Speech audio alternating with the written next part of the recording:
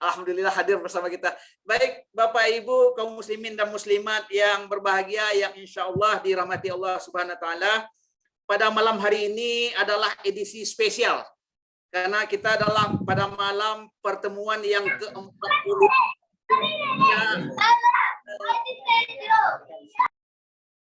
sejak terjadinya pandemi COVID, maka kita melakukan pengajian malam Jumat.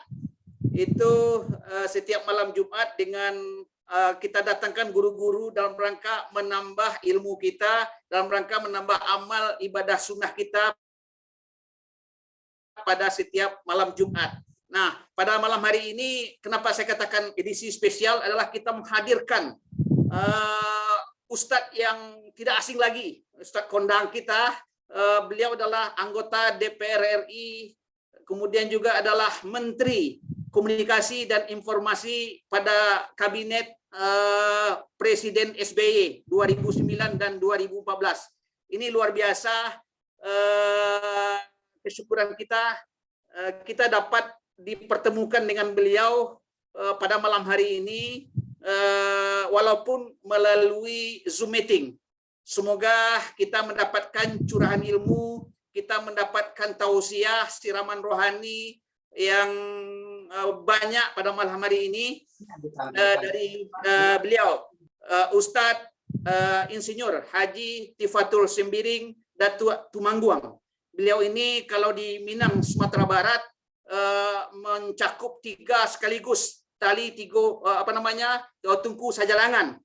Sebagai alim ulama beliau juga, selaku nenek mamak beliau adalah Datuk Tumangguang. Kemudian selaku cadia pandai itu beliau tidak diragukan lagi. Beliau adalah informasi pada 2009 dan 2014. Kemudian juga sekarang adalah anggota DPR RI.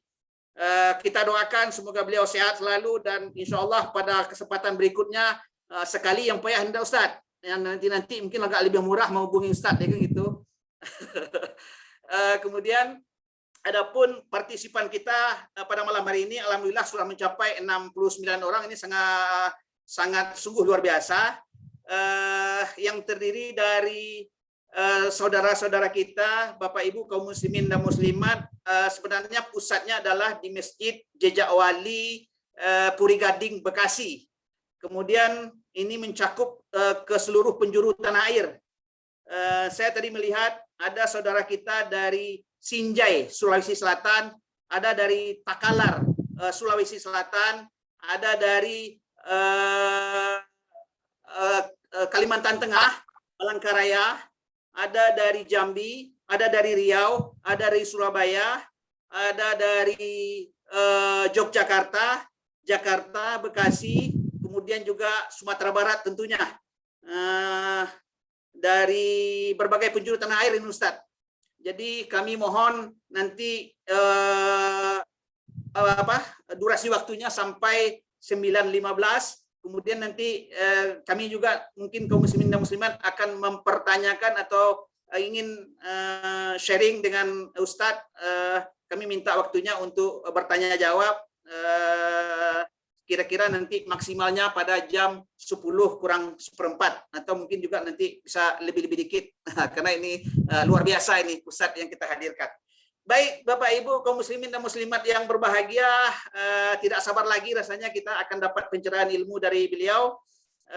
Kepada Al Ustadz Insinyur Haji Tifatul Sembiring Datuk Tumangguang, waktu dan layar monitor ini kami persilahkan dengan segala hormat, tafadhol maskura.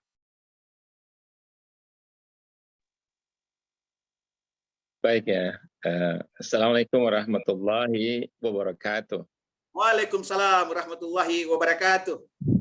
A'udzu billahi minasyaitonir rajim. Bismillahirrahmanirrahim. Alhamdulillahirabbil alamin. Alhamdulillahilladzi arsala rasulahu bil huda wa dinil haqqi liyudhhirahu 'ala dini kulli walau karihal musyrikun wa kafa billahi syahida. Asyhadu an la ilaha illallah wahdahu la syarikalah wa asyhadu anna Muhammadar Rasulullah wa rasuluh la nabiyya ba'da. Allahumma shalli ala sayyidina Muhammad wa ala alihi washabbihi ajma'in amma ba'du. Faqala Allah Ta'ala fil Qur'anil Karim, a'udzu billahi minasyaitonir rajim, bismillahirrahmanirrahim. Subhanalladzi asra bi 'abdihi lailan minal masjidil haram ilal masjidil aqsa alladzi barakna halahu linuriyahu min ayatina innahu was-samiul basir. Faqala Allah Ta'ala aidan, ya ayyuhalladzina amanu kutiba 'alaikumusiyam kama kutiba 'alal ladzina min qablikum la'allakum tattaqun. Shadaqallahul azim. Jadi tadi angku Ferry Taslim kuda tua menyebutnya edisi spesial ya. Kalau di Ambo di Depok kok kalau edisi spesial tuh taluannya 3. Siap. Macam martabak sih edisi spesial.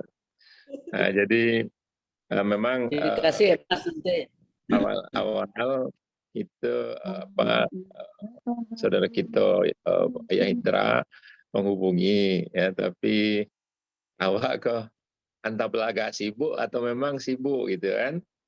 Nah, sampailah Evi kok kawan SMP. Nah, itu agak Ustaz, mohon maaf Ustaz, ini saudara-saudara kita banyak yang dari di luar daripada Sumatera Barat. Ini mohon izin dengan bahasa Indonesia supaya kawan-kawan dan dia bisa lebih mengerti. Boleh. Ya, ini baik. pembukaan aja. Jadi karena Evi minta itu, jadi wah ini udah serius nih ceritanya nih kan gitu ya. Nah, jadi kami keroyok rame-rame Ustaz. Tapi kalau saya pikir tadi ini orang kapal khusus gitu ya, karena Indra. Tapi ya ini saya sudah siapkan juga nih sedikit penyambut ya bagi orang-orang kapal ini. Kalau udah dapet saya ikut bangau, biar aja orang nggak ngerti itu dulu ya. Kalau lah dapet saya ikut bangau, boleh dijual, nah dapet untung. Kalau lah danga istilah kapau, langsung tabayang jolos lambuang gitu kan. Izinkan saya boleh ngerti Ustaz, boleh ngerti itu. Boleh ngerti. Ya. Ikut lama-lama. Ikut lama-lama ya. Ustaz, izinkan host dulu menerjemahkan dalam bahasa Indonesia. Itu kalau syair itu diterjemahkan, kalau syair itu diterjemahkan tinggal 50% lagi nikmat itu ya. Jadi nanti ini udah malam ya, jadi jangan sampai nanti ada yang mengantuk, mudah-mudahan ya. Disangkonyo suara burung takukua, ruponya rato bujang palala. Disangkonyo bapikia sambia manakua, ruponya karuah nan lah tadanga gitu. Nah, kalau pantun bahasa Indonesianya, Samsul Arifin membeli beras diantar ke rumah Datuk. Para hadirin sungguhlah cerdas, kecuali kalau sudah mengantuk. Jadi jangan sampai mengantuk. Ya. Jadi kita mulai ya, Angku Ferry ya. Sudah ya.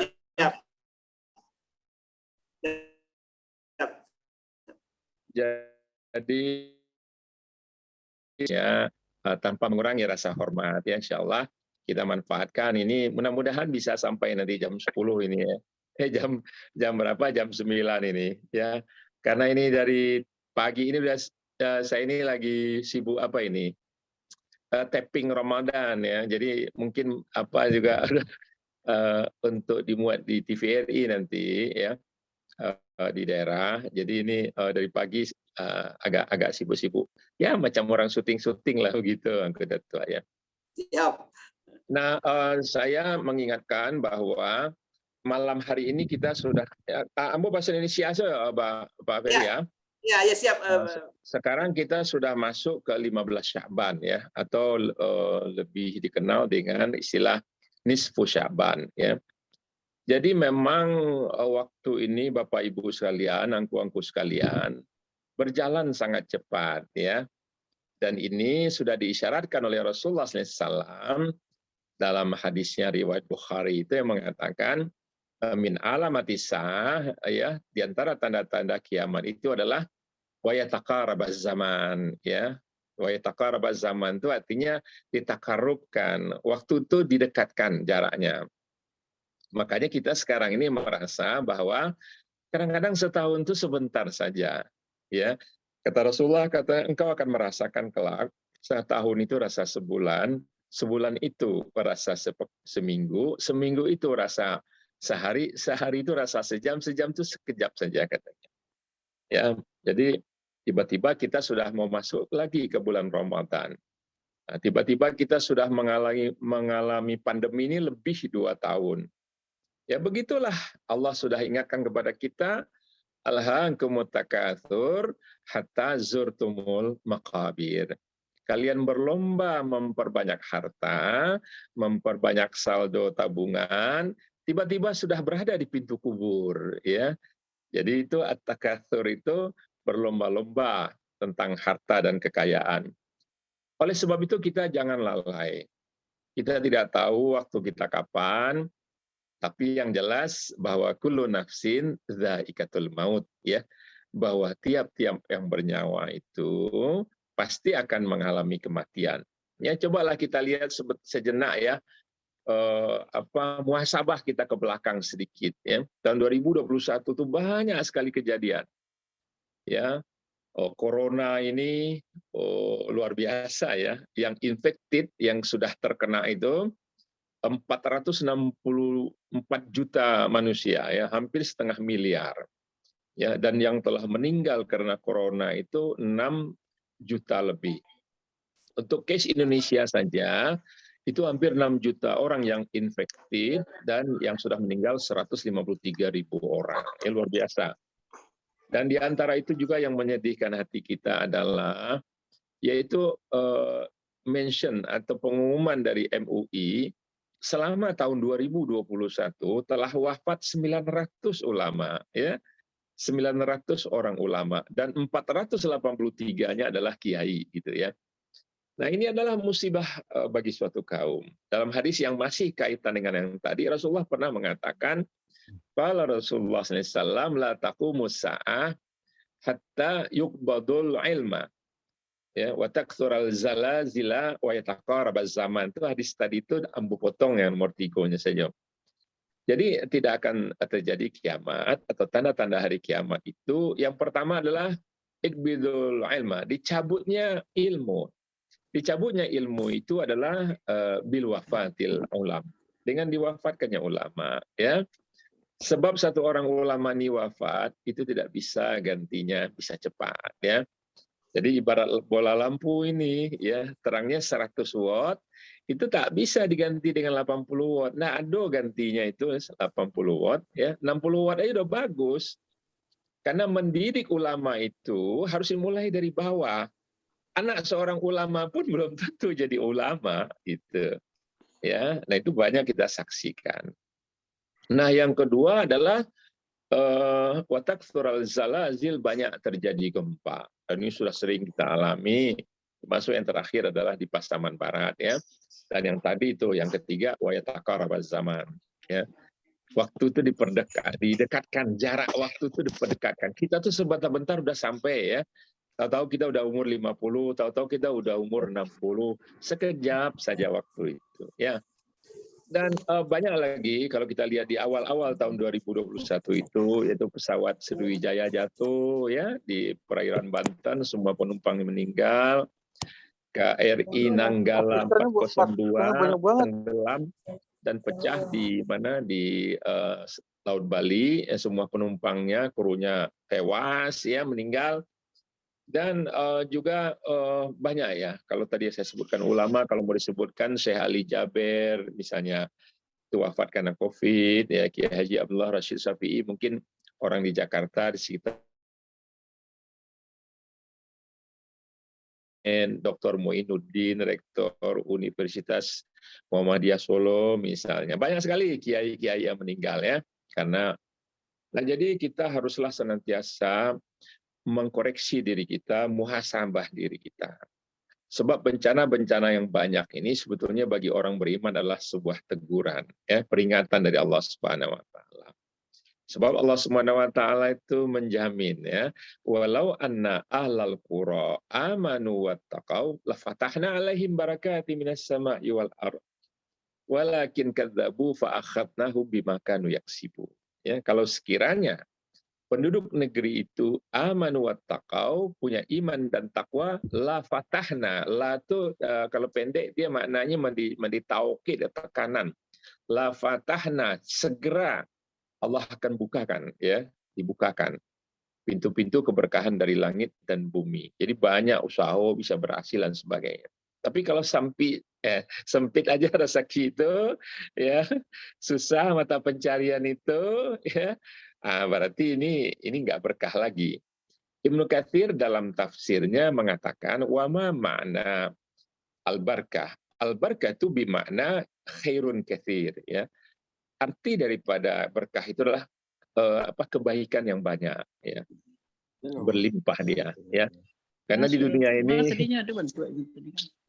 dunia ini ada orang yang ngejar-ngejar harta, ya, tapi ada orang yang dikejar-kejar sama harta. Yang enak tuh yang dikejar-kejar harta itu, udah menghindar dia, ya, tapi dia masih dikejar-kejar sama harta itu. Walaupun kita nggak tahu alamat rezeki kita itu, tapi rezeki kita itu tahu alamat kita gitu. Dan Allah tidak pernah tertukar, ya, memberikan rezeki kepada seseorang hambanya. Ya, lanjut kita, ya, Angku Ferry, dan insya Allah itu sekedar muhasabah kita. Nah, saya hari malam ini menjanjikan dua topik, walaupun ini nggak bisa sempurna barangkali, ya, karena satu topik saja sudah panjang, ya. Tadi kata Angku Datuk Ferry itu spesial 3 telur, ya, yang satu topik ini. Kita sedikit bicara tentang Isra Mi'raj, ya. Sebetulnya Isra Mi'raj ini sudah sering dibahas. Akan tetapi terus terang, ya, banyak juga yang salah kaprah dengan makna Isra Mi'raj ini. Mengapa? Banyak orang, bahkan ceramah-ceramah ustadz, kiai-kiai di kampung mengatakan bahwa Isra Mi'raj itu adalah peristiwa menerima perintah salat, ya. Nah, itu yang sering kita dengar kan gitu. Tapi kalau kita baca dengan teliti sirah nabawiyah sallallahu alaihi wasallam, ya, kisah perjalanan Nabi itu, bahwa peristiwa Isra Mi'raj ini terjadi pada tahun ke-11 kenabian. Artinya adalah Rasulullah 51 tahun, ya. Sejak beliau dilantik menjadi rasul di Gua Hira itu umur 40 tahun, dan umur 11 tahun kemudian baru beliau mengalami Isra Mi'raj, ya. Pertanyaannya adalah apakah selama 11 tahun itu Rasulullah nggak sholat gitu? Apakah beliau mundar-mandir jalan aja gitu, ya? Wah, takutlah, ittaqillah, takutlah kepada Allah, takut kepada hari akhirat. Tentu enggak, ya. Bahkan satu sabda beliau itu bahkan pernah mengatakan, ya, bahwa beliau ketika berusia 36 tahun, ya, peristiwa banjir bandang menghantam Masjidil Haram, sehingga batu Hajar Aswad itu pecah berserakan gitu. Ya, kalau ada yang ingat kisah ini, sehingga ada 4 kabilah besar di Makkah itu telah bersumpah, kalau kami tidak diberi hak, ya, untuk mengangkat batu ini, kami siap, ya, menyambung nyawa lah gitu, sebab perang lah gitu, ya. Nah, lama-lama mereka berunding, diputuskan yang jadi hakim adalah besok siapa yang pertama kali masuk ke Masjidil Haram itu. Nah, pada saat itu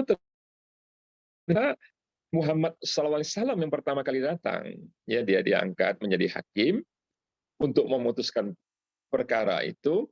Maka Muhammad atau Rasulullah SAW itu membentangkan sorbannya. Kemudian pecahan-pecahan Hajar Aswad yang berantakan itu ditaruh di atas sorbannya, dan masing-masing kabilah dari 4 kabilah itu disuruh mengangkat ujung sorbannya itu. Saat itulah Rasulullah SAW digelari Al-Amin, yang dapat dipercaya. Jadi gelaran Al-Amin itu bukan gelaran dari kaum muslimin, tapi adalah gelaran dari kaum musyrikin Quraisy. Nah, pada saat itu Rasulullah SAW sudah sholat, ya, sebagaimana sholatnya Bani Hanifiyyin. Nah, nanti kita kaji sedikit tentang Isra Mi'raj ini. Jadi apa sebetulnya hakikat latar belakang peristiwa itu pada Isra Mi'raj? peristiwa Isra Mi'raj sendiri dan apa latar depannya untuk memahami secara utuh kita nanti ya. Tadi saya sudah bacakan juga ayatnya surat Al-Isra ayat 1, tapi saya ingin sedikit membawa ke belakang ya. Jadi sebelum terjadi peristiwa Isra Mi'raj, itu latar belakangnya. Kita mulai nggak usah jauh-jauh lah ya, terlalu panjang sirah Nabawiyah ini. Pada tahun ke-7 kenabian, artinya Rasulullah sudah berusia 47 tahun, beliau diboikot ya. Diboikot di Syi'ib Abdul Muttalib. Syi'ib itu dalam bahasa Arab, itu adalah lembah kecil. Kalau lembah besar itu biasanya disebut wadi. Jadi wadi Badar gitu ya. Nah, ya. Tapi ini wadi Syi'ibnya lembah kecil. Disitulah Rasulullah, kalau ada yang sempat nanti ke tanah suci ya, dari Ma'la itu, dari kubur itu, dari arah Aziziyah itu, kalau kita menuju ke Masjidil Haram, nanti kita ketemu dengan Masjid Jin ya. Ya, Masjid Jin ada namanya Masjid Jin di situ. Nah, sebelah kirinya itu ada Mat'am Surya ya, Mat'am Surya, rumah makan Surya. Dan ada Syi'ab Banu Umar pertama, ada Gang Banu Umar yang keduanya itu. Jadi silahkan masuk ke situ. Biar kita tahu itu Syi'ab Bani Hashim namanya, atau Syi'ab Abdul Muttalib. Nah, di situ Rasulullah SAW diboikot bersama keluarganya di situ tuh selama 3 tahun, dari tahun ke-7 kenabian sampai tahun ke-10 kenabian. Dari Rasulullah berusia 47 tahun sampai berusia 50 tahun. Tidak boleh disapa, tidak boleh dibantu, tidak boleh berjual beli, tidak boleh menikahkan, pokoknya nggak boleh buat amalah. Naskah perjanjian itu, pemboikotan itu ditempel di dinding Ka'bah. Ya, siapa yang melanggar akan kena sanksi. Nah, ini memang berat sekali cobaan bagi Rasulullah SAW.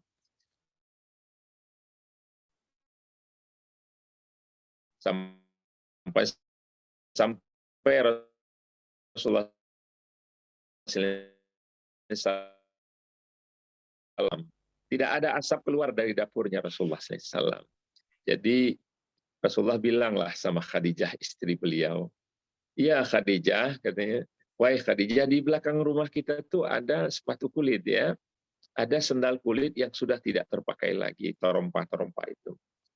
Potong-potonglah itu, cucilah itu, rebuslah itu, wahai Khadijah." Kata Khadijah, "Untuk apa ya Rasulullah?" Kata Rasulullah, "Aku lapar, aku ingin makan," katanya. Maka hal itu dilakukan, diperbuat oleh Rasulullah SAW dan oleh Khadijah, dan dimakan oleh Rasulullah SAW.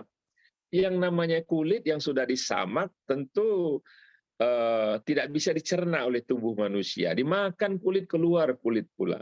Ya, begitulah derita Rasulullah SAW.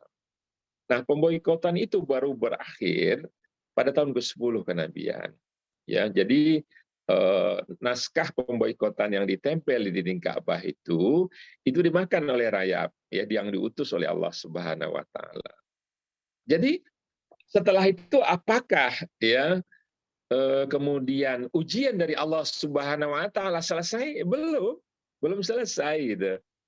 Nggak lama wafat Khadijah ya, Khadijah itu meninggal. Nah, kita kalau lihat sejarah Nabi ya sallallahu alaihi wasallam ya, beliau itu kan ketika 3 bulan dalam kandungan ibunya Siti Aminah, ayahnya wafat. Ya, jadi pas lahir udah jadi anak yatim. Tinggal dengan ibu, ya. 6 tahun kemudian ya ibunya wafat. Ya kan? Ya, kemudian tinggal dengan kakek Abdul Muttalib, ya. 2 tahun kemudian umur 8 tahun kakeknya wafat, ya. Dan beliau itu istilahnya baru apakah miskin dari kasih sayang gitu ya, miskin dari kasih sayang, sehingga kalau kita lihat sejarah Rasulullah SAW itu ya nggak ada, ayah tak ada, ibu tak ada, datuknya kakeknya juga tidak ada gitu. Nah, beliau baru mendapatkan kasih sayang yang sejati itu ketika beliau sudah berusia 25 tahun menikah dengan Khadijah. Ya, bahkan dalam satu keterangan hadis umur Khadijah itu lebih tua ya, 15 tahun, 40 usianya. Dan Khadijah udah menikah yang ketiga kali itu. Sebab suami pertama dan keduanya itu sudah meninggal gitu. Nah, beda usia begitu, ya kata orang Arab, jika engkau ingin mencari kasih sayang yang sejati, carilah dari seorang wanita gitu. Dan Khadijah memang mencurahkan kasih sayangnya sepenuhnya kepada Rasulullah SAW. Ya disitulah Rasulullah merasa tentram sekali. Ya kalau kita lihat dialog-dialog ya antara Rasulullah dengan Khadijah ini, subhanallah, ini pantas dicontoh oleh para bapak-bapak dan ibu-ibu. Ya, betapa di luar itu Rasulullah pernah dilempari dengan batu, dipukul, dianiaya. Pernah beliau itu lagi sujud di Masjidil Haram itu, ya, ditutup, disarungkan pakai kulit binatang yang sudah busuk, ya, yang sudah berulat tuh belatungan itu. Sampai bau tubuhnya itu pulang ke rumah sama Khadijah dimandikan, ya, dibersihkan dan disabuni, gitu ya. Dan apa kata Rasulullah waktu itu? Baiti jannati, ya, baiti jannati, rumahku adalah surgaku, rumahku adalah surgaku. Walaupun hebat tantangan di luar itu, ya, tapi karena di rumahnya itu ada perempuan yang beriman, dia merasakan rumah itu seperti surga. Rumahku adalah surgaku. Nah, saya beri contoh satu lagi ya, bagaimana dialog itu, kemesraan dialog itu. Jadi pada saat beliau berusia 40 tahun ya, beliau menyepikan diri ke Gua Hira yang ada di puncak Jabal Nur itu, ya. Di situ beliau sebetulnya ingin mencari inspirasi bagaimana solusi terhadap keganasan masyarakat Quraisy ini, ketidakadilan, penganiayaan oleh yang kuat terhadap yang lemah gitu ya. Nah, ketika itu pada suatu malam di tengah malam buta itu ya, maka datanglah malaikat Jibril. Rasulullah nggak tahu ini siapa? Ini makhluk halus, jin atau apa gitu. Kemudian malaikat Jibril itu menunjukkan satu tulisan. Ya Muhammad Iqra, wahai Muhammad baca. Kata Rasulullah SAW, ma'ana biqari, aku tak pandai baca. Kata Jibril, Iqra, baca tulisan ini. Ma'ana biqari. Memanglah Rasulullah ummi, tak bisa tulis baca. Sampai 3 kali, ma'ana biqari. Dipeluk oleh Jibril Rasulullah SAW. Ya, dipeluk sama Jibril, Jibril membacakan ayat itu. Iqra bismi rabbikal ladzi khalaq, khalaqal insana min 'alaq. Iqra wa rabbukal akram, alladzi 'allama bil qalam, 'allamal insana ma lam ya'lam. Nah, Bapak, Ibu-ibu, angku-angku sekalian, inilah 5 ayat pertama yang turun dari surat Al-Alaq dengan makna segumpal darah itu, ya. Kemudian Jibril naik ke atas langit ya dan berkata, "Ya Muhammad, ana Jibril wa anta Rasulullah." Nah, inilah pelantikan beliau. Aku Jibril dan engkau adalah Rasulullah. Sebelumnya Muhammad seorang nabi, tapi di malam itu beliau dilantik menjadi Rasul saat sudah berusia 40 tahun. Rasulullah SAW berlari turun dari Jabal Nur itu. Kalau ada yang pernah naik ke atas itu kan batu cadas ya. Kalaulah terpeleset itu patah itu kaki itu. Di malam gelap yang gelita itu. Ya, sampai di rumah beliau berkata kepada Khadijah, "Zammiluni, zammiluni." Selimuti aku, kata beliau. Ya. Kemudian diselimuti sampai tenang, sampai tertidur Rasulullah SAW, dibiarkannya, tidak ditanyanya bermacam-macam. Ini sikap seorang istri ya ketika suami pulang ini. Ya. Nah,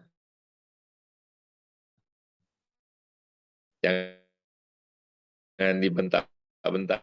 Aduh, mengatakan begini, qalat, ya habibi, kulli madza asabak, la sabar li ya habibi.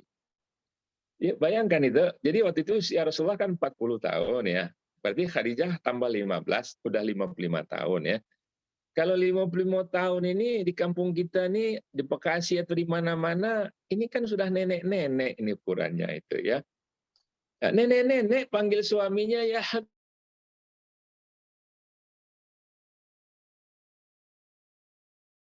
katakanlah apa yang telah menimpa dirimu. La sabar ya habibi. Aku sudah tidak sabar lagi. Ya, ini pantas contoh oleh ibu-ibu juga. Ya, jadi kalau manggil suami itu, oh ya Pak, oh apa no, Amainyo. Itu. Kadang-kadang orang awak nih namanya udah bagus-bagus ya. Yusuf, oi soy, ya gitu kan, gitu. Atau apalah, macam-macam lah. Ya, orang itu. Nah, ini dipanggil sebutan yang sangat menarik. Ya Habibi, ya Habibi. Ibu-ibu praktekkan nanti di rumah. Ya, ya Habibi, ya Habibi. Ah, kece apanya nih? Tasaponi istri saya nih.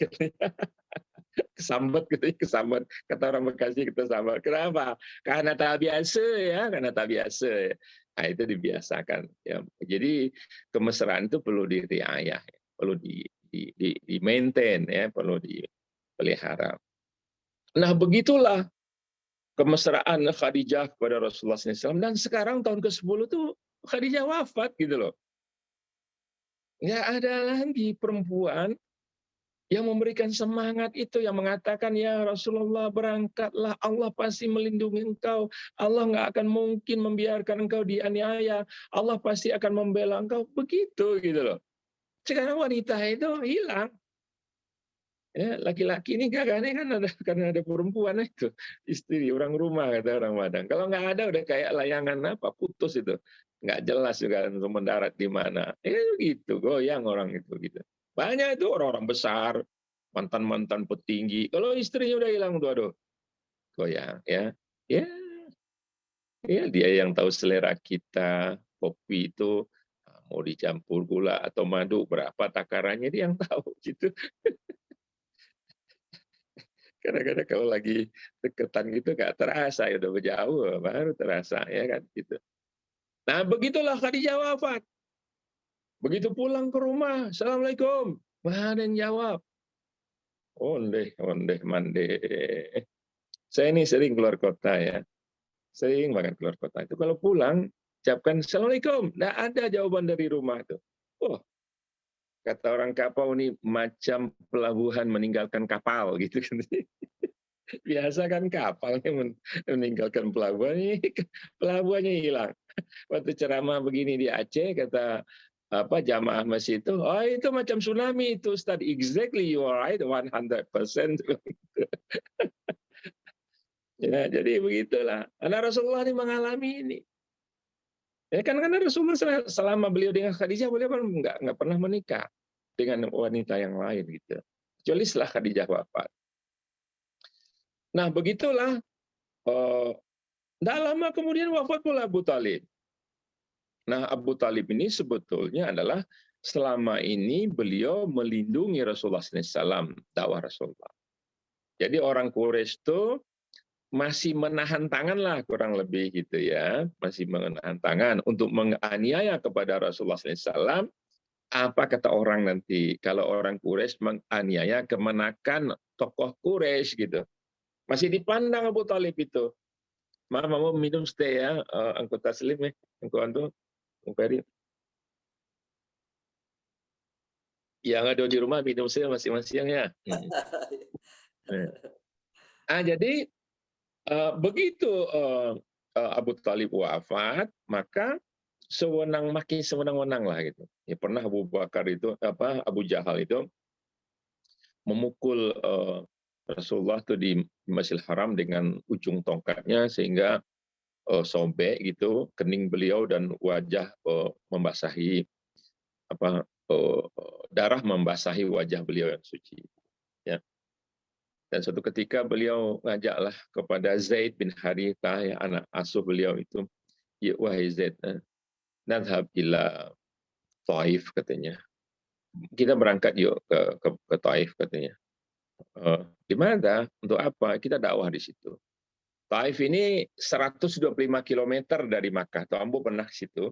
Saya pernah ke sana. Tempatnya dingin ya, karena sering turun hujan. Kalau kita naik ke bukit-bukit itu di musim dingin, itu bahkan berembun gitu ya. Tapi sampai di sana bukannya disambut Rasulullah SAW, justru dilempari dengan batu itu. Tidak ada satu pintu, kata Rasulullah, itu bercerita kepada Aisyah di Madinah, tidak ada satu pintu yang terbuka kecuali mereka melempari aku dengan batu. Tubuhku berdarah-darah katanya, dan aku pingsan. Aku pingsan. Kemudian ketika beliau tersadar itu datang dua malaikatul jibal. malaikat penunggu gunung di Taif itu. Ya Muhammad, ya Rasulullah, kami sudah minta izin kepada Allah dan sudah Allah izinkan. Kalau engkau izinkan ini, akan kami angkat 2 gunung ini, kami timpakan kepada penduduk Taif ini. Apakah engkau izinkan? La, tidak, kata Rasulullah SAW. Sambil beliau berdoa, Allah maghfir liqaumi wa hum la ya'lamun. Ya Allah, ampunilah kaumku ini. Mereka berbuat begini karena nggak ngerti. Coba akhlak Rasulullah SAW. Ya, tertunduk wajah beliau itu keluar dari kota Taif itu. Nah, ada yang menarik di sini. Di Sahih Bukhari dimuat curhat Nabi kepada Allah Subhanahu wa taala. Jadi begini Bapak Ibu sekalian. Ini kan yang memerintahkan dakwah ini Allah Subhanahu wa taala. Ya. Dan Allah itu di ayat tadi saya bacakan innahu was-samiul basir. Allah Maha mendengar dan Maha melihat, ya kan? Jadi Allah tuh udah tahu sebelum Rasulullah SAW itu berangkat ke Taif, Allah sudah tahu bahwa penduduk Taif itu sudah menyiapkan batu. Pemuda itu sudah berkomplot yang diasut oleh Abu Lahab. Allah udah tahu gitu. Tapi Allah masih mengizinkan. Kalau Allah ini misalkan Allah bisa bilang begini, ya Muhammad jangan pergi ke sana. Ya Rasulullah jangan ke Taif. Bisa Allah cegah. Tapi ini tidak Allah lakukan. Intinya apa? Intinya adalah bahwa Allah masih ingin menguji seorang yang bernama Muhammad tentang wala wal wafa'nya, loyalitas dan kesetiaannya. Ya. Sehingga kalau kita baca di Sahih Bukhari, curhat Nabi ini, ya ini curhat seorang Nabi kepada Allah Subhanahu wa taala. Allahumma ilaika ashku du'fa quwwati wa qillati hilati wa hawani 'alan nasi ya arhamar rahimin. Anta rabbul mustad'afin wa anta rabbi. Ila man takiluni ya rabbi ila aduin ba'idin yatajahamuni am ila sadiqin qaribin malaktahu amri. In lam takun aghadbanan alayya fala ubali ya rabbi. Oh ini subhanallah ya. Kalau kita memahami makna ini ya. Jadi kalau curhat tuh Bapak Ibu sekalian jangan kepada manusia, curhat kepada Allah. Ya. So, kalau kita curhat kepada manusia bukan diselesaikan, diceritakannya kepada orang lain. Jadi bahan gunjingan aja. Selesai enggak gitu kan. Curhat kepada Allah. Nah, ya Allah kepada Engkau lah kucurahkan segala kesusahanku ini. Sedikitnya kekuatanku dan lihatlah bagaimana mereka menghinakanku ya Allah. Engkau adalah Rob orang-orang yang tertindas dan Engkau adalah Robku. Kepada siapa aku ini hendak Engkau serahkan? Kepada musuh yang jauh yang akan memusnahkan diriku ini, atau kepada kerabat sahabat yang akan membantu dakwahku ini. Terserah kepada Engkau ya Allah. Apapun yang Engkau timpakan kepadaku, asalkan Engkau tidak murka ya Allah, falha ubali, aku tak akan peduli. Nah, ini ceritanya dulu. Jadi itu pelemparan batu di Taif, Rasulullah kembali, dan tak lama turun surat Yusuf. Surat Yusuf ini disebut oleh Allah Ahsanul Qasasi, ya. Kisah yang paling bagus. Ya, apa tentang surat Yusuf bercerita tentang Yusuf. Ya, waktu dia kecil, usia 2 tahun, dia dibawa oleh abang-abang kandungnya, dicopoti pakaiannya, diletakkan di dalam sumur, diaku kepada Nabi Yakub, dan itu dilumuri dengan darah domba. Kepada ayahnya diakui bahwa Yusuf dimakan oleh serigala. Nah kemudian ya Nabi Yakub ya menangis lah, anak kesayangannya hilang.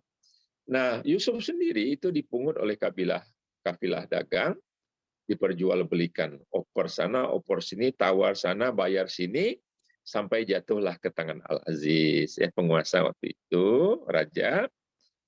Nah remaja, ganteng kan gitu, ganteng. Nah, kemudian dia naksir ya. Al-Quran hanya menyebut Imratul Aziz, ya, Imratul Aziz, perempuannya raja. Tapi dalam bahasa Ibrani itu Zulaikha itu sebetulnya artinya wanita cantik ya. Ya memanglah istri raja pasti cantik ya gitu. Nah kemudian naksir kepada Yusuf sampai dikejar-kejarnya Yusuf gitu ya. Ya, jadi tangan ibu-ibu kok ternyata juga kuat ya, sampai sobek itu bajunya. Sekarang saya belum pernah lihat ibu-ibu ngejar suaminya sampai sobek bajunya itu ya. Nah, jadi ada apa ini kata Al-Aziz? Dia ingin berbuat tak senonoh kepadaku. Nah, maka terjadilah waktu itu keajaiban, seorang bayi yang masih belum bisa duduk, belum bisa bicara waktu itu. Kalau baju laki-laki itu sobek di bagian depan, berarti yang salah adalah laki-laki itu. Kalau sobek di bagian belakang, berarti yang salah adalah perempuan. Itu dilihat, ternyata yang sobek bagian belakang. Tapi ya karena Zulaikha waktu itu adalah ketua persatuan daripada ibu-ibu Dharma wanita Mesir ya, maka yang dipenjara itu adalah Yusuf gitu. Nah itu lamanya 7 tahun di penjara, luar biasa 7 tahun. Nah jadi lama gitu baru jumpa lagi dengan ayah beliau Yakub itu ya, sejarahnya kita udah baca lah ya. Ada musim kering dan sebagainya, Yusuf keluar dari penjara karena bisa mentakwil mimpinya raja itu dan seterusnya. Nah sampai mata Yakub yang putih itu sudah berubah menjadi yang hitam itu berubah menjadi putih karena buta gitu. Itu baru bisa melihat lagi ketika beliau mencium bajunya Yusuf itu. Apa masalahnya dengan surat Yusuf ini? Ini hiburan bagi Rasulullah. Jadi seolah-olah Allah bilang begini, ya Muhammad, bukan engkau saja Nabi yang menderita. Ini ada Yusuf 2 tahun udah menderita, udah dibuang sama saudara-saudaranya gitu. Nggak ketemu sama ayah kandungnya sekian lama gitu. Nah turun surat Yusuf ini. Nah tahun ke-11 kenabian baru terjadi Isra Mi'raj.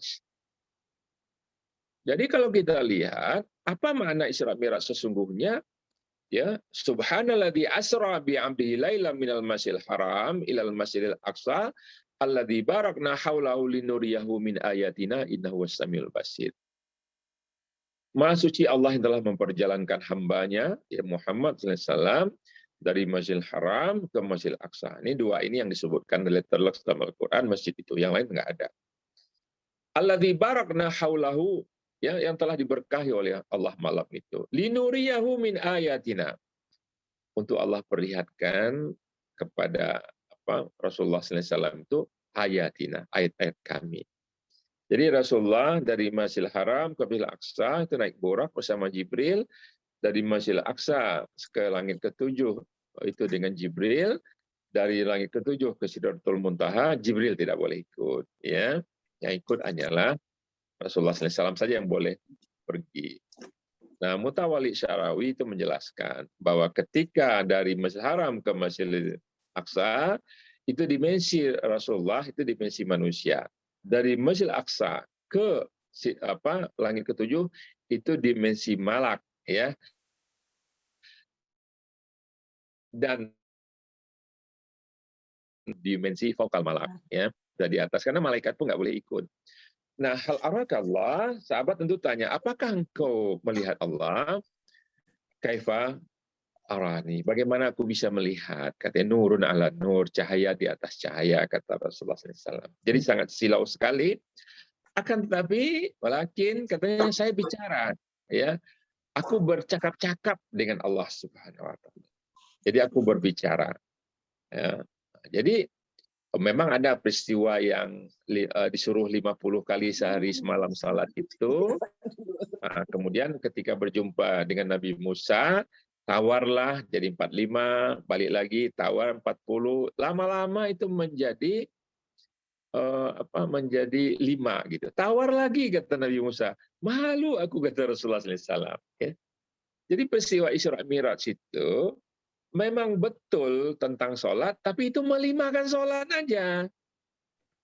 Bukan awal dari merintah melimakan sholat, iya, karena sebelum saya sholatnya hanya 3 kali. Pagi, subuh, siang tergelincir matahari, dan malam di saat sudah tidak bisa lagi dibedakan mana benang hitam dan benang putih. Tapi sebetulnya hikmah Isra Mi'raj sesungguhnya adalah bahwa ini adalah ta'yid ruhi, dukungan moral yang sangat kuat kepada Rasulullah. Bukannya Rasulullah tidak yakin kepada keberadaan Allah, tapi dengan berjumpa dengan Allah, dengan melihat begitu luas ciptaan Allah, berkata-kata dengan Allah itu yakin sekali. Ya. Kemudian tahun ke-12 kenabian, ya, itu ada bayah Akabah pula, ke-13 bayah Akabah Tsani. Nah, ini latar depan lagi nih. Kemudian Rasulullah hijrah ke Madinah. 10 tahun di Madinah itu terjadi 85 kali peperangan yang dialami oleh Rasulullah SAW. Bayangkan sejarah Nabi. Jadi kurang lebih itulah tentang Isra Mi'raj, saya kupas sedikit. Dan selanjutnya tentang Ramadan ini, ya memang ini udah 15 Sya'ban ya. Jadi kurang lebih 2 pekan lagi lah kita ini akan masuk kepada bulan suci Ramadan. Ya, bagi Bapak Ibu-ibu yang belum latihan saum ya, siam ya, mulailah ya. Jadi boleh diperbanyak. Ini Rasulullah sangat banyak ya. Jangan ikut pula bertanding nanti pas hari pertama KO ya. Karena tidak latihan. Ya kan banyak itu, karena dipoto pula sama Kompas ya. Nah, ini nih orang Indonesia nih, kalau hari pertama digeletakkan di masjid ya, gitu. Pemandangan yang kurang bagus. Jadi tentang ini ayatnya sudah saya bacakan tadi ya dalam hadis Rasulullah SAW. Kita singkat saja tentang Ramadan ini. Ayuhan nas, qad adhallakum syahrun 'azimun mubarakun. Fihi lailatul qadri khairum min alfi syahr.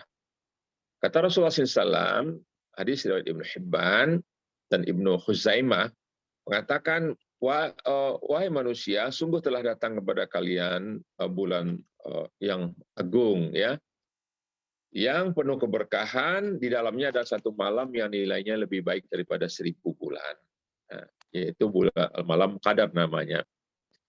Jadi bapak-bapak, ibu-ibu, angku-angku sekalian, ya, jadi Ramadan ini bulan yang penuh dengan keberkahan.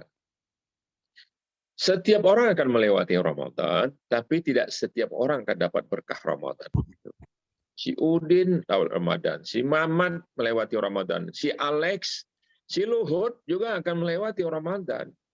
Tapi siapa yang bisa mendapatkan berkah Ramadan? Itu tidak semua. Itu orang menampung dengan dadanya, dengan jiwanya.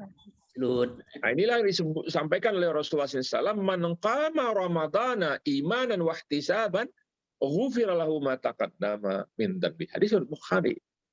Siapa yang menghidupkan, bukan man amila ya, bukan yang melaksanakan. Ya. Tapi man qama, siapa yang menghidupkan Ramadan itu dengan iman, dasarnya yakin, yang kedua ihtisaban. Ihtisaban maknanya adalah mencari ridha Allah, intinya ikhlas. Puasa itu ikhlas, ya. Maka dia diampuni segala dosa-dosanya. Jadi bonusnya sangat banyak, ya. Kalau kita beramal sunat dibalas dengan pahala wajib. Kalau kita beramal wajib dibalas sampai 70 kali lipat. Bahkan pahala puasa sendiri lebih daripada 700. Karena Rasulullah SAW, kullu amalin ibnu Adam bi asyri amsalha ila 700 dhifin wa saumuli wa ana ajizi bihi, gitu kata Rasulullah. Ya, tiap amal anak cucu Adam itu dibalas 10 sampai 700 kali lipat. 700 itu yang fisabilillah. 700 kali lipat. Tapi saum itu khusus. Macam Mangku Taslim tadi bilang, spesial. Ya. Ini Ramadan ini spesial. Lebih daripada 700. Saum itu untukku, aku akan langsung balas, yang kata Allah. Ya. Baca Quran kita tamatkan. Sebab dalam hadis Rasulullah SAW dikatakan, man qara'a harfan min kitabillah walahu hasanah. Wal hasanatu bi asyri amthaliha. La aqulu alif lam mim harfun walakin alif harfun wa lam harfun wa mim harfun. Siapa yang baca satu huruf daripada Al-Quran, dia mendapat 10 pahala. Aku tidak mengatakan alif lam mim itu satu huruf, tapi alif satu huruf, lam satu huruf, mim satu huruf. Ya, 3 huruf alif lam mim aja kita baca 30 pahala. Bayangkan, apalagi satu halaman, satu ayat, apalagi satu surat, apalagi satu juz, apalagi kita tamatkan. Kalau bisa kita tamatkan beberapa kali. Nah, kalau mau hitung pahala juga siapkan kalkulator ya. Hitung-hitung tuh kali-kali semua, kali 10 gitu. Ya. Jadi misalnya juga la tahqiranna minal ma'rufi syai'an walau an talqa akhaka biwajhin taliqin. Kala Rasulullah SAW.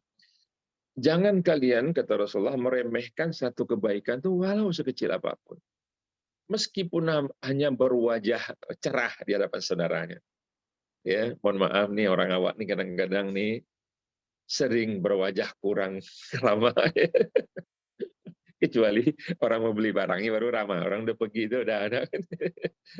Jadi senyum itu tabassumu ka fi wajhi akhi sadaqah gitu ya.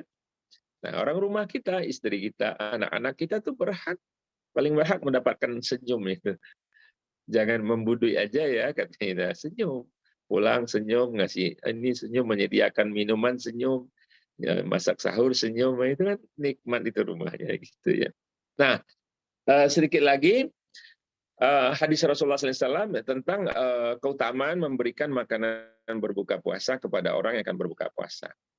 Kata Rasulullah SAW begini, kalau Rasulullah SAW, man fattara sa'iman kana maghfiratan lidunubihi wa'id qarabatihi minan nari. Wa kana lahu mithlu ajri min ghairi ayun kaswa min ajri syai'un. Siapa yang memberikan makanan berbuka puasa kepada satu orang yang berbuka puasa, diampuni segala dosanya. Dibebaskan lehernya daripada api neraka, dan yang ketiga dia diberi pahala sebesar pahala orang yang berpuasa itu tanpa mengurangi pahala orang yang diberinya itu. Luar biasa ya, satu orang kita beri itu. Kila ya Rasulullah, ada yang tanya nih, laisa kulluna yajidu ma yufattirus shaim. Nah ini kayaknya orang yang miskin nih. Ya Rasulullah, kami nggak punya makanan banyak untuk kami berikan kepada orang yang berpuasa, berbuka puasa.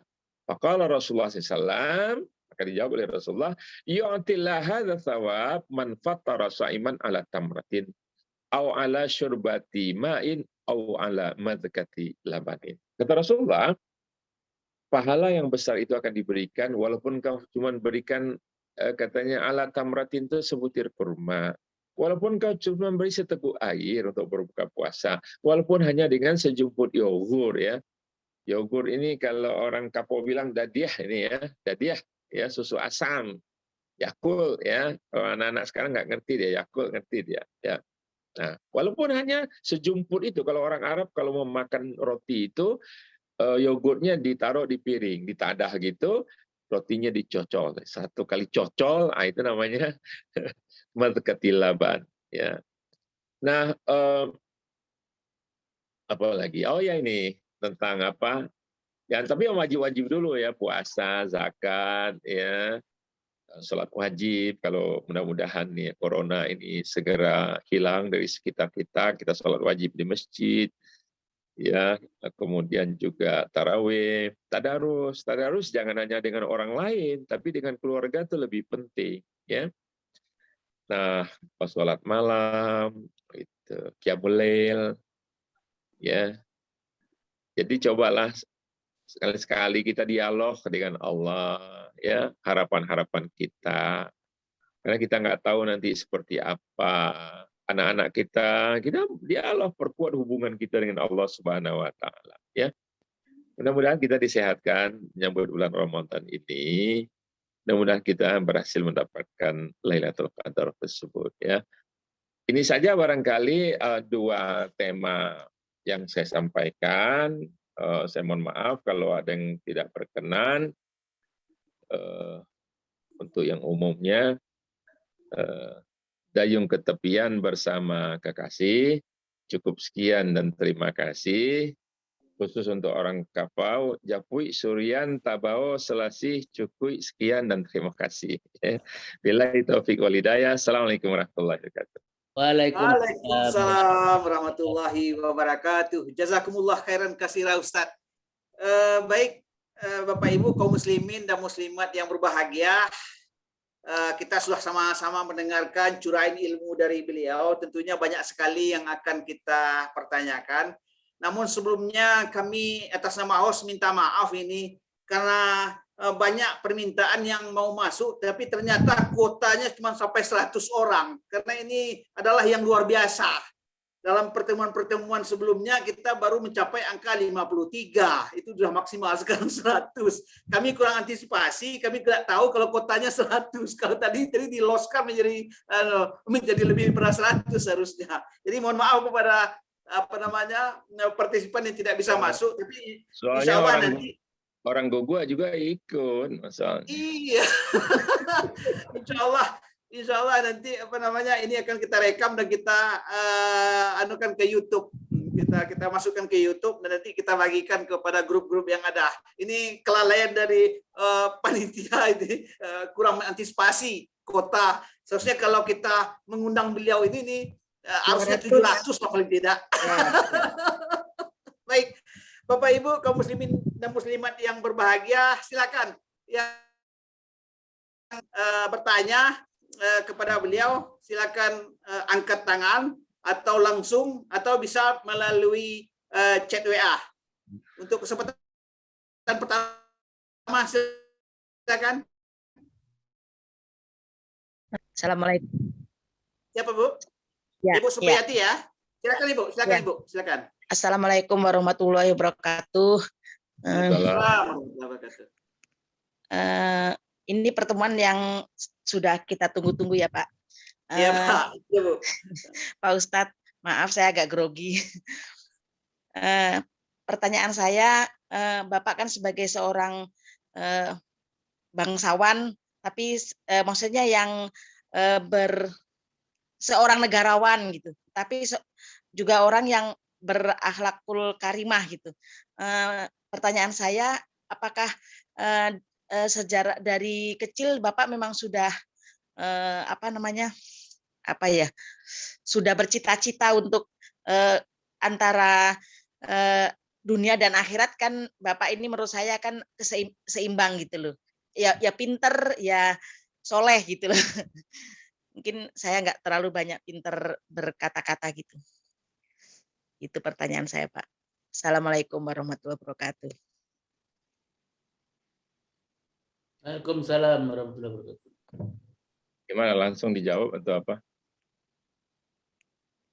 Mati itu ini mic-nya Pak Ferry.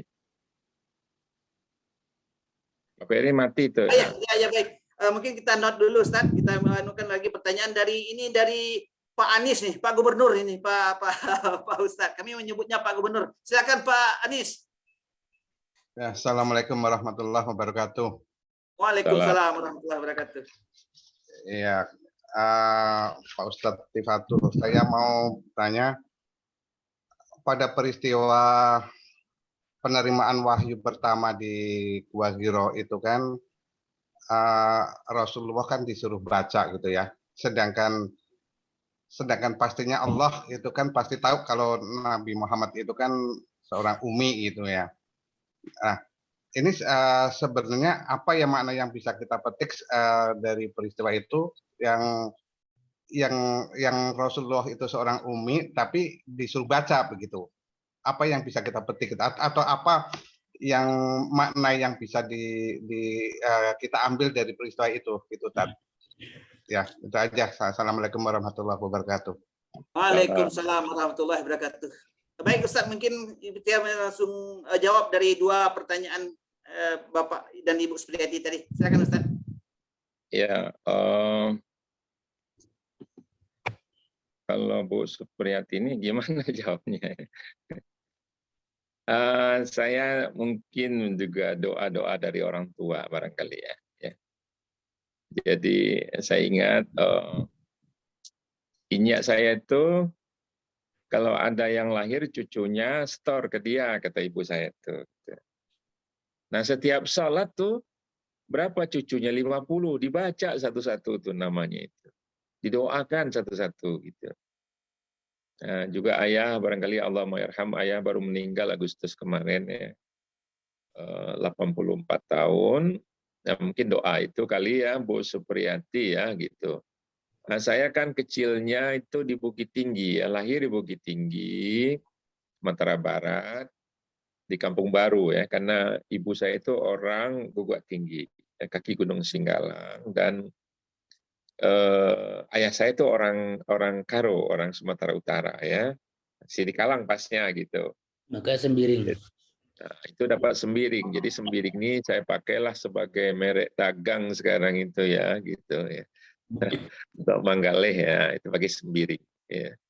Nah, jadi tapi masa kecil saya itu ada di Bukit Tinggi ya, dan ketika SD di Benteng sana SD 10, kemudian SMP-nya SMP 4 di Panorama.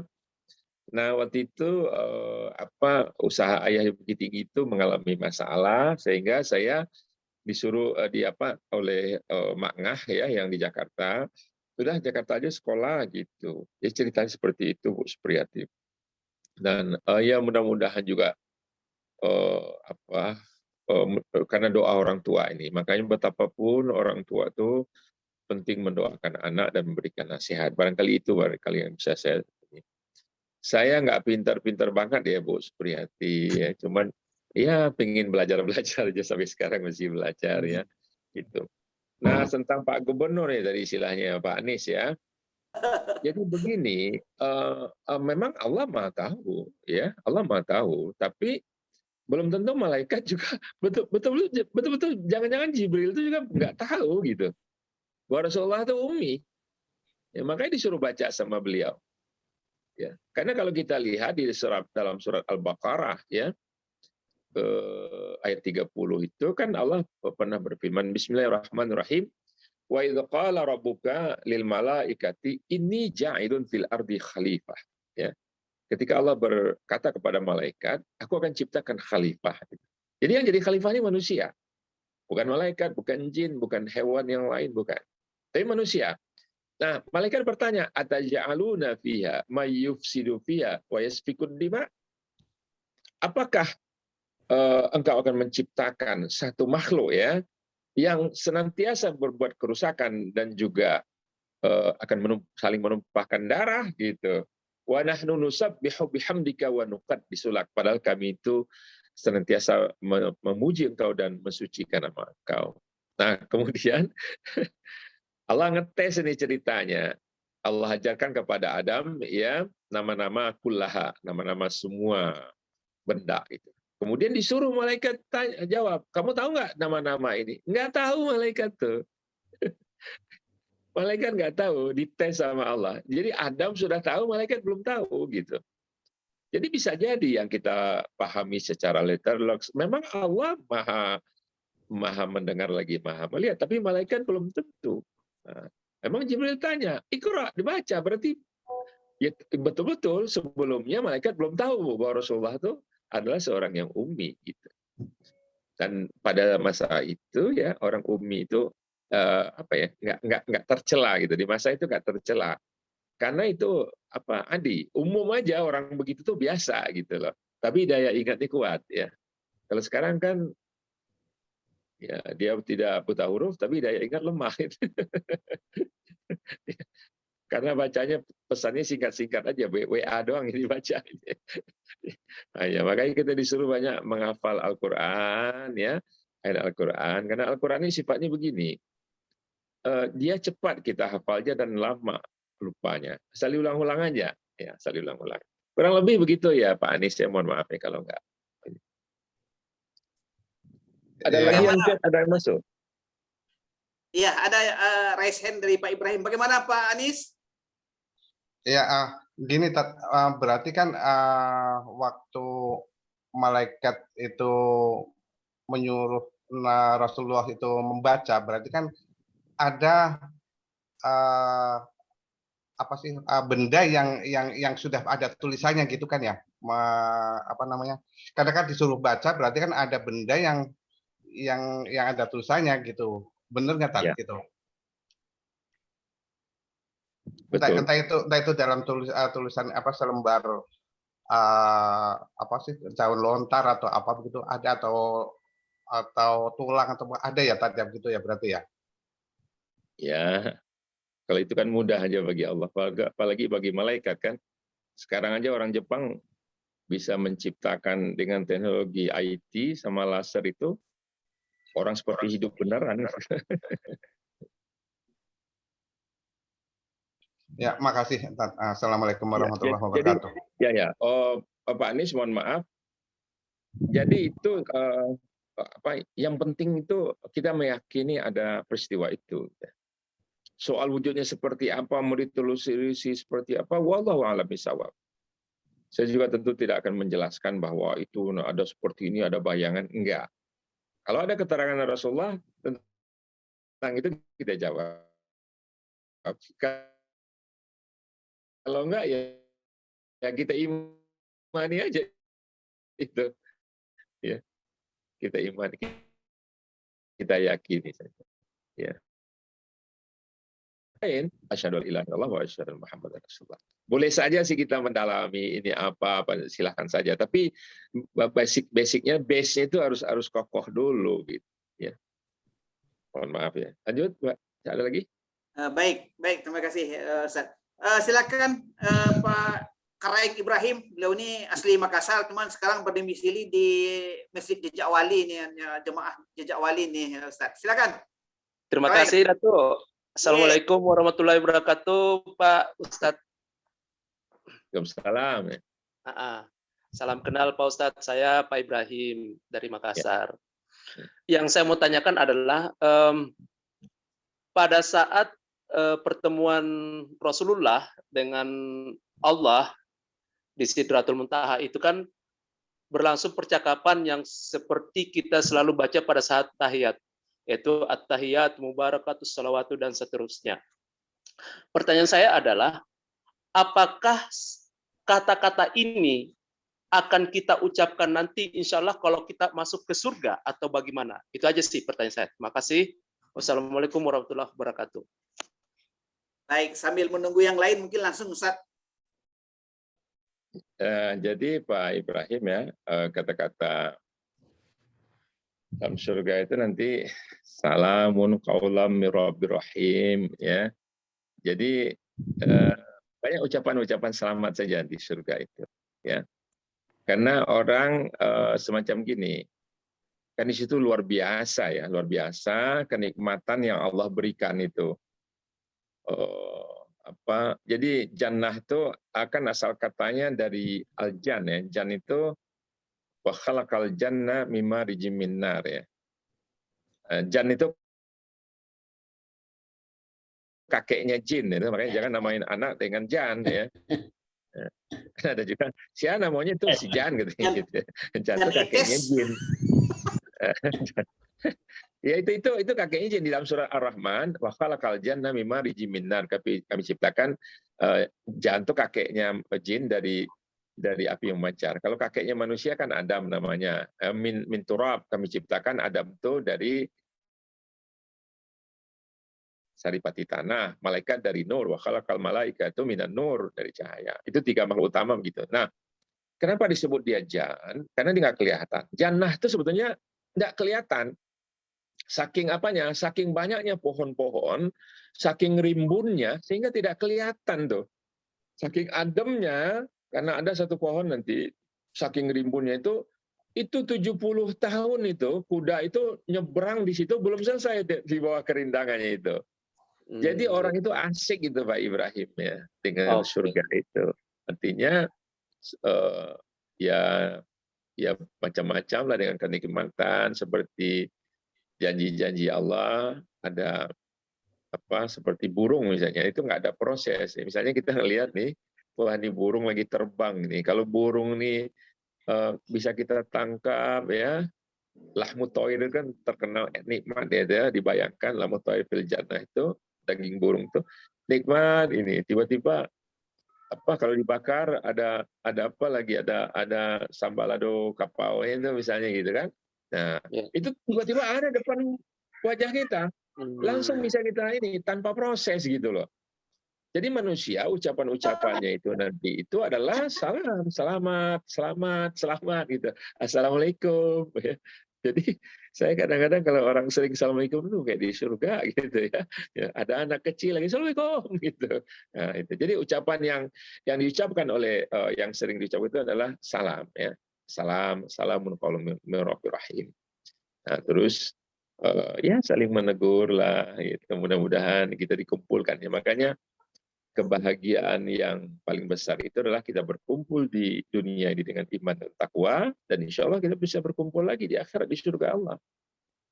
Ya jangankan berpisah nanti di akhirat, berpisah di dunia aja udah sedih kita kan gitu. Hilang anak kita satu, hilang saudara kita satu, sedih kita. Apalagi di akhirat.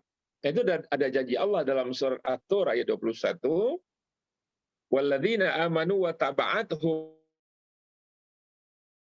dzurriyyatahum biimanin alhaqna bihim dzurriyyatahum wa ma alatna min amalihim min syai' kullu imrin bima kasaba rahim. Jadi orang-orang yang beriman beserta anak cucunya yang mengikuti mereka dengan keimanan, kami akan kumpulkan di surga Allah. Jadi keluarga yang sukses itu kumpul di dunia, kumpul di akhirat di surga Allah. Ada juga yang kumpul di neraka, naudzubillah min dzalik. Harus sama-sama, ada jaminan nggak ada. Makanya Rasulullah bilang sama Fatimah, ya Fatimah binta Muhammad, i'mali binafsik fa inni la ughni anki syai'an yaumal qiyamah. Wahai Fatimah, putrinya Rasulullah, putri aku yang kusayangi, beramallah, berbekallah untuk dirimu, karena aku nih Rasulullah nggak bisa jamin engkau nanti di hari kiamat. Jadi kalau ingin kumpul ya dari sekarang lah, berencana lah. Orang pulang kampung aja berencana, masa masuk surga nggak berencana? Ya nggak? Betul. Wallahu a'lam bishawab. Ya. Baik, bagaimana Kereng? Iya, alhamdulillah. Terima kasih Ustadz. Terima kasih. Ya, maaf. Baik. Silakan Bapak Ibu kaum muslimin dan muslimat yang lain, kalau ada pertanyaan, rugi kita kalau Assalamualaikum tidak warahmatullahi bertanya ini.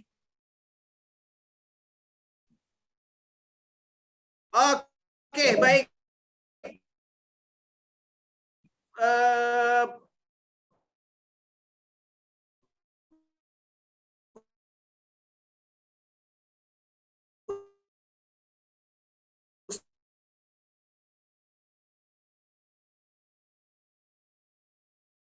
Ustadz Jafridin Uje. Assalamualaikum. Lanjutnya, duhanya. Kata orang kalau kita mengajar pahala itu pertanda ajal kita udah mau dekat, Pak Ustadz. Apa benar gitu, Pak Ustadz? Saya sangat takut, Pak Ustadz. Demikian pertanyaan saya. Assalamualaikum warahmatullahi wabarakatuh. Waalaikumsalam warahmatullahi wabarakatuh. Silakan, mungkin kehendak Dr. Yuspar, silakan. Nah, ini jawab dulu deh ini Pak Jeffrey ini, Ustaz Oke, Jeffrey. baik Ustaz. Jadi itu enggak benar itu ya Pak Jeffrey ya gitu. Jadi gini, kalau ada satu keterangan itu, kalaulah orang-orang di kuburan itu ditanya ya, yang udah dikubur itu ditanya, "Madza turidun?" Kalian mau apa gitu. Mereka akan jawab serentak, "Kami ingin dihidupkan sekali sebentar aja," gitu. Kami akan beramal gitu. Akan nambah amal, kurang amalnya itu. Dalam surat As-Sajdah kan dikatakan walau tara idz zalimina anfusahu walau tara apa lupa lagi. Jadi gini, walau tara idz auzubillahi minasyaitonir rajim. Bismillahirrahmanirrahim. Walau syi'na la ataina kulla nafsin hudaha walakin haqqal qawlu minni la amla'anna jahannama minal ajmain. Jadi gini, kalau engkau lihat nanti orang zalim itu ketika melihat azab, tertunduk mereka. Rabbana tarji'na na'mal sholihah inna muqinun. Kembalikan saya sejenak saja. Kami ingin berbuat amal soleh gitu. Yang itu dalam surat Sejarah dikatakan. Jadi walau tara idz zalimuna naqisu ru'usihim 'inda rabbihim. Rabbana absarna wa sami'na farji'na na'mal sholihah inna muqinun. Ya, itu surat Sajadah yang biasa kita baca di subuh Jumat. Nah, jadi Pak Jeffrey itu nggak benar. Ya, jadi kalau orang orang ahli, orang soleh cepat meninggalnya nggak juga. Sudah jam 10. Ya, nggak benar itu. Kemudian orang jahat panjang umurnya, nggak juga gitu. Jadi itu tidak benar. Jadi itu kan pemeo setan tuh, makin banyak beramal makin cepat mati. Kita kan nggak juga itu. Ya, jadi Pak Jeffrey, jadi Allah berfirman begini tentang ajal ya. Ajal itu termasuk qada. Jadi ada qada dan qadar. Qada itu ketetapan Allah atas diri kita. Satu misalnya jenis kelamin kita, lahir kita kapan, mati kita kapan itu qada. Terus kita pertemuan itu qada. Istri kita siapa tuh? Itu qada. Ya, memang sama itu jadwal itu, cuman kita udah muter-muter kemana-mana gitu ya. Nah, itu qada. Jadi maksudnya gini, ada kadar itu seperti nasib ya. Artinya itu masih bisa dirubah ya. Tapi kalau ada itu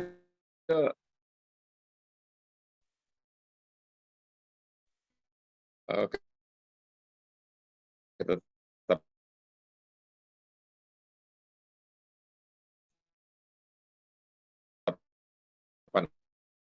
Allah yang nggak bisa dirubah, nyungsep di gor, mati ya. Ya, ya. Minumnya cap tikus lagi, tikus kan kalau udah itu cari air masuk ke gorong-gorong meninggal. Jadi nggak benar itu, dalil itu nggak benar. Jadi mudah-mudahan kita senantiasa, tadi saya sudah bacakan hadisnya, la tahqiranna minal ma'rufi syai'an. Jangan meremehkan amal baik itu apapun ya.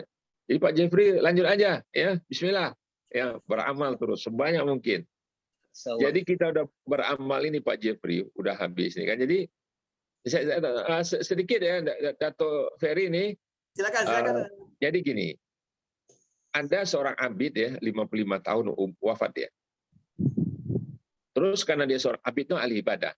Kata Allah, udkhulu jannati birahmati. Masuklah engkau ke surgaku dengan rahmatku, dengan kasih sayangku. Nah, karena dia 55 tahun rajin beribadah, diprotes kepada Allah. Bi amali ya Allah itu. Dengan amalku ya Allah. Kata Allah, birahmati, bi amali ya Allah. Oke lah. Jadi dihitung kasih sayang Allah itu oke lah. Mana amal-amalmu? Ditumpuklah amalnya 55 tahun. Memang banyak pun namanya ahli ibadah. Oke, sekarang rahmat saya, kasih sayang saya contoh apa yang telah engkau nikmat, kasih sayang saya, mata kamu, biji mata kamu 2 itu aja. Ditimbang ternyata dengan 2 biji mata saja sudah kalah semua amal-amalnya. Ya. Jadi sebetulnya ya, amal-amal kita ini nggak cukup untuk menghadap Allah. Sebanyak apapun. Karena kita masuk surga ini karena kasih sayang Allah. Jadi jangan lupa, kita jangan sombong. Kita beramal itu bekal kita untuk mendapatkan rahmat Allah. Ya, kata Rasulullah SAW dalam hadisnya, qaribu wasaddidu wa'lamu annahu la yanjuwa hadukum bi'amali. Qala wala anta ya Rasulullah, qala wala ana illa an yataghammadani Allah bi rahmatin minhu aw bi fadli. Jadi kata Rasulullah, takarrublah engkau kepada Allah, mendekatkan diri kepada Allah. Wasadidu, kerjakan yang lurus-lurus saja, lempang-lempang aja. Ketahuilah kata Rasulullah, karena seseorang itu tidak akan masuk surga dengan amal-amalnya. Enggak cukup amal kita nih, Bapak-bapak sekalian, Ibu sekalian, catat ini. Enggak cukup. Wala anta ya Rasulullah, engkau juga amal-amal engkau juga enggak cukup. Tidak, kata Rasulullah, wala ana illa an yataghammadani Allah bi rahmatin minhu wa fadli, kecuali Allah curahkan rahmatnya. Jadi dan karunia-Nya. Jadi orang masuk surga itu karena rahmat Allah. Jadi istilahnya kalau kita punya modal 15 syarat masuk surga itu 100 nilainya itu, nah amal kita ini 15. Yang 85 itu kasih sayang Allah gitu. Ada modal. Kalau anak kita minta modal, duit kamu ada berapa? Pitiang ada berapa? Gitu kan? Iko ada 500 juta. Ya, 500 juta ada modal nih. Yang satu anak kita, mana modal? Enggak ada. Kepada siapa kita yang percaya? Yang udah ada modalnya. Jadi amal kita ini baru modal untuk mendapatkan kasih sayang Allah ya. Wallahu a'lam bishawab, Pak Jeffrey. Iya. Mantap. Jadi itu istilahnya hoax itu namanya. Oh.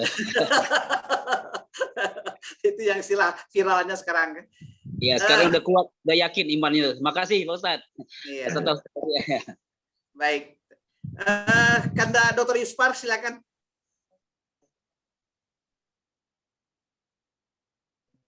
Assalamualaikum Datuk. Waalaikumsalam. Datuk Ustadz Pak Tepat miring. Silakan Pak Datuk Ispar. Temanggung. Amo terakhir amo menapa Pak Datuk aja tahun 2006 balik terakhir bersama masih anggota DPR. Baru kini menampak lo wajah Datuk. Ya. Nah, ingat itu Pak Ispar di Kejaksaan Agung. Iya. Tambah muda nampak. Jadi kami di Bu Epi kemarin kalau nggak bisa aku telepon juga lah Datuk bilang kalau bisa hari ini. Makasih Datuk pencerahannya. Udah lengkap tadi apa yang dibicarakan. Tapi saya juga ingin sharing juga sedikit. Silakan. Kalau kita lihat Isra Mi'raj itu kan kita maknai sebagai peristiwa perjalanan Rasulullah ya yang diterangkan Datuk tadi dari Masjidil Haram di Mekah menuju Masjidil Aqsa ya di Palestina. Hanya dalam satu malam gitu. Ya. Nah, dan kemudian yang ingin saya tanyakan, nah Pak, kalau kita kan udah jelas umatnya Nabi Muhammad ya kita orang Muslim. Nah kira-kira pendapat Datuk, apa kiat-kiatnya kita orang Muslim ini bisa menteladani mudah-mudahan seperti Rasulullah bisa ketemu Allah gitu lah. Nah, gimana yang harus kita perbuat seorang Muslim itu? Nah itu yang pertama. Yang kedua tadi ada sifat Nabi itu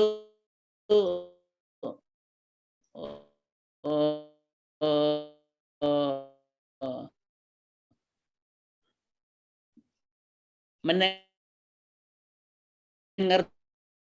juga. Itu aja. Assalamualaikum warahmatullahi wabarakatuh. Waalaikumsalam warahmatullahi. Ya, langsung Assalamualaikum. Ustaz. Makasih Dr. Yuspar, nih luar biasa nih. Ini masih aktif Dokter? Masih lain karena personal gitu Datuk di masih di Gedung Bundar. Masih. 1 tahun 4 bulan lah. Ya. Insya Allah nanti kalau bisa jumpa lagi Pak Ispar ya, Insya Allah ya. Alhamdulillah. Pertama pertanyaannya, jadi memang kenikmatan yang besar itu nanti adalah kita memasuki surga Allah Subhanahu wa taala. Tapi kenikmatan yang lebih besar lagi itu adalah berjumpa dengan Allah Subhanahu wa taala. Ya. Sama kita boleh mengunjungi istana gitu ya, gitu.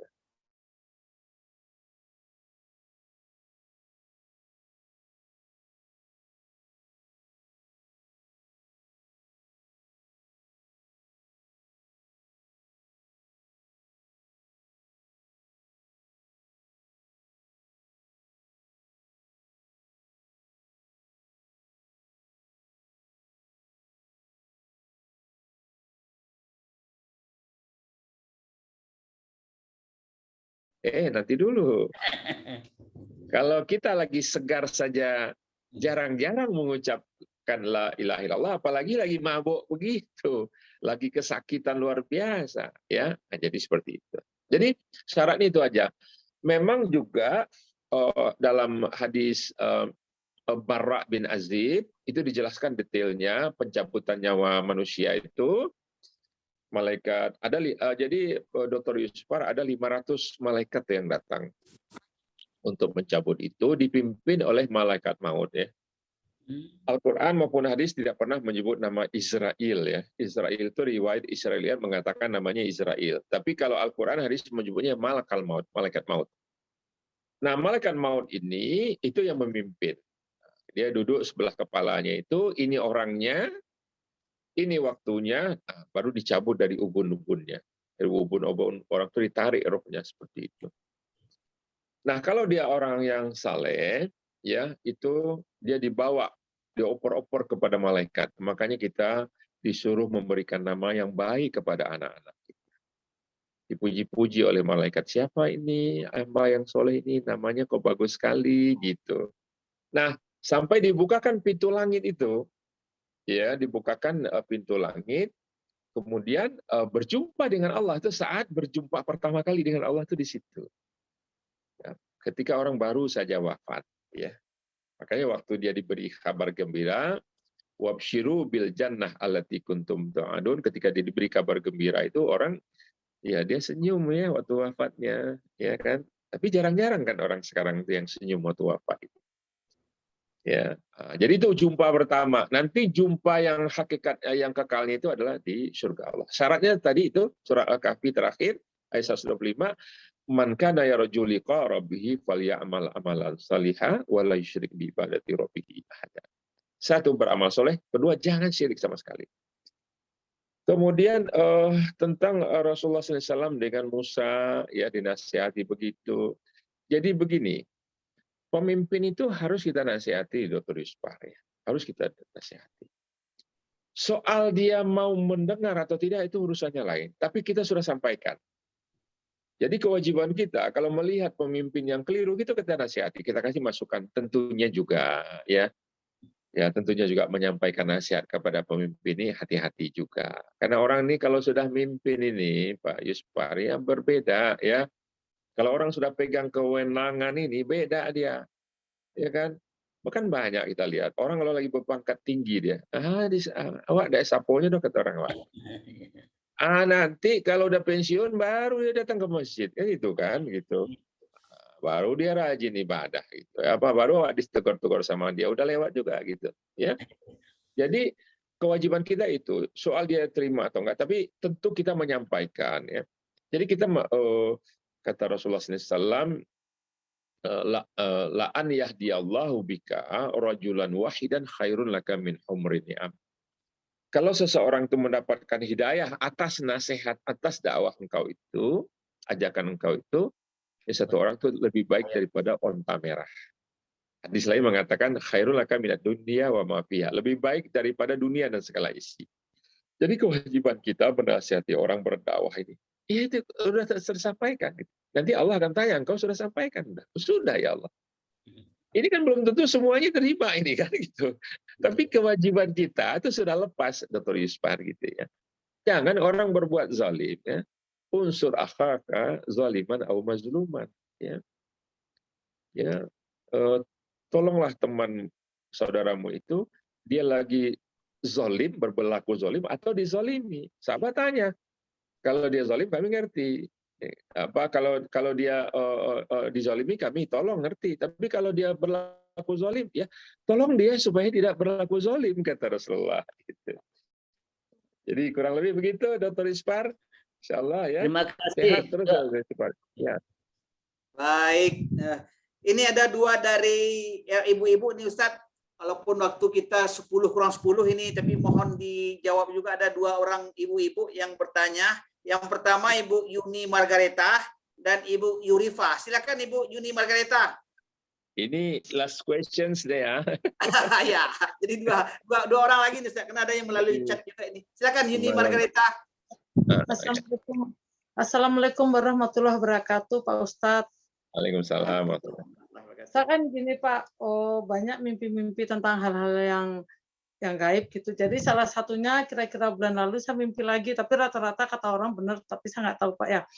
Katanya saya mimpi ketemu orang yang sudah meninggal. Jadi kondisi tempat orang yang sudah meninggal itu alam barzah namanya Pak ya. Itu kondisinya antara pagi enggak, sore enggak, remang-remang gitu. Antara sore menjelang malam, apa benar itu Pak Ustadz? Itu aja tanya Ustadz.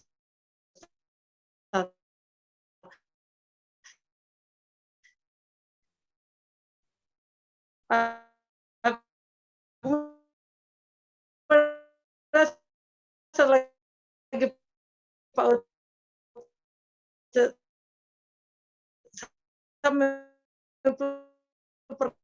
pernah kan Mimpi digigit ular katanya, ini mimpinya gaib-gaib ya. Jadi gini, ya itu enggak, kecuali ada mimpi berjumpa dengan Rasulullah. Ya. Jadi kalau kita bermimpi dengan Rasulullah, bermimpi terus jumpa sama Rasulullah, itu betul-betul Rasulullah. Kata Rasulullah, kalau kalian bermimpi ketemu dengan aku, itu aku sendiri. Nah, ini kebanyakan dialami oleh orang-orang saleh gitu. Nah, jadi tapi itu tidak menambah syariat gitu ya. Jadi gini, perlu saya ingatkan juga nih. Mimpi terus Rasulullah ngomong gini, terus kita cerita sama orang gitu. Kata Rasulullah suruh begini, ya ini nggak benar. Karena syariat itu sudah selesai gitu. Al-Quran, ayat sudah selesai, hadis sudah selesai. Nggak ada hadis baru karena lewat mimpi itu nggak ada. Nah, jadi itu harus dicatat dulu. Terus naik ke langit dan sebagainya. Jadi saran saya Bu Yuni, sebelum tidur tuh berdoa. Ya, apa yang perlu kita baca? Baca surat Al-Baqarah kan kepanjangan. Ambil depannya aja. Bismillahirrahmanirrahim. Alif Lam Mim. Dzalikal kitabul la raiba fihi hudal lil muttaqin alladzina yu'minuna bil ghaibi wa yuqimus sholata sampai muflihun, ya kan? Situ. Terus baca tengahnya surat ayat kursi, Allahu la ilaha illa huwal hayyul qayyum la ta'khudhuhu sinatun wa la naum lahu ma fis samawati wa ma sampai terakhir. Ya. Ayat kursi terakhirnya lagi lillahi ma fis samawati wal ard sampai terakhir itu fansurna 'alal qaumil kafirin. Itu aja. Insya Allah Ibu akan terbebas ya daripada godaan-godaan seperti itu. Ya, sebab kata Rasulullah SAW, Inna syaitana yunfiru minal baiti alladhi tukrihu fihi suratul Baqarah. Setan itu kan lari dari rumah yang dalamnya dibacakan surat Al-Baqarah gitu.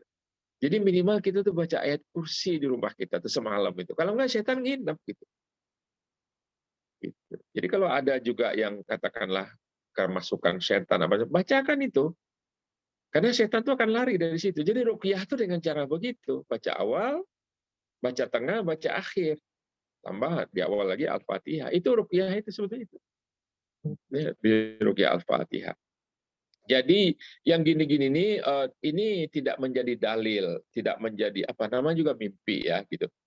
Tapi boleh saja dilihat mungkin ada pelajaran dan sebagainya, silakan saja. Terus pertanyaan terakhir, apakah yang masuk surga itu hanya orang Islam? Iya, sesuai keyakinan. Islam pun bukan sekedar Islam, dia beramal soleh gitu.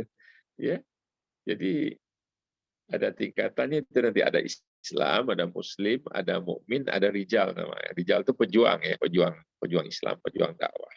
Jadi begitu Bu Yuni. Kemudian tentang Ustaz, jadi Ustaz beliau ini adalah mu'alaf nih Ustaz. Jadi berangkat dari mimpi-mimpi itulah beliau masuk ke Islam. Nah, itu ceritanya. Jadi berapa kali beliau didatangi oleh mimpi naik ke langit, mimpi dengan Rasulullah. Makanya beliau menjadi masuk Islam itu karena mimpi-mimpi itu. Dan sampai sekarang mimpi-mimpi itu masih tetap masih tetap sering mendatangi beliau. Nah, itu mungkin. Ya. Saya pikir itu bagus-bagus saja selama dia membimbing ke arah yang benar. Tapi ingat juga ya, saya juga beberapa kali dapat konsultasi misalnya ada dukun yang bertobat. Dia ingin membuang semua jimat-jimatnya itu kan. Jimat itu kan sebetulnya antenanya setan itu. Saya tanya dulu dapat ilmunya dari mana? Dari mimpi, Ustaz.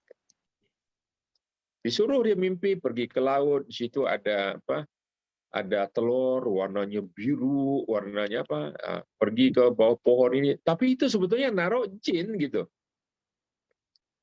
Jadi itu hati-hati juga. Jadi ilmu Allah itu diberikan kepada manusia, ada yang mubasyarah rasmian, ada ghairi rasmian. Kalau yang resmi itu melalui Rasulullah, itu menjadi Al-Quran dan hadis Nabi gitu.